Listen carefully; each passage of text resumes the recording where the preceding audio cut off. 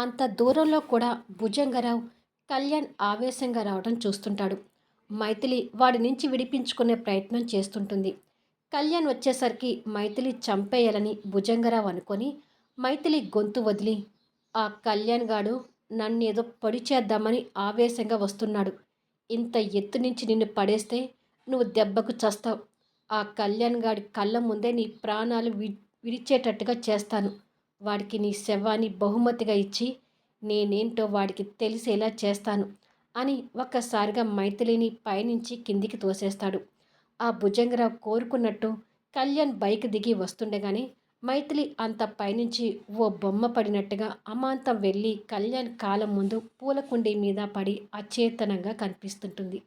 ఊహించని ఆ పరిణామానికి కళ్యాణ్ కళ్ళ ముందు కాళ్ళ దగ్గర మైథిలి అలా పడిపోవడం చూసి కళ్యాణ్ ఒక్కసారిగా షాక్ అవుతూ గుండె పగులుతుంటాడు.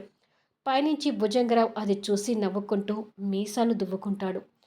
మైథిలి అంటూ తన దగ్గర కింద కూలబడి పూలకుండీ మీద స్పృహలో లేని తనని ఒడిలోకి తీసుకొని మైథిలి మైథిలి అంటూ కన్నీళ్లు పెట్టుకుంటూ భయంతో పిలుస్తుంటాడు.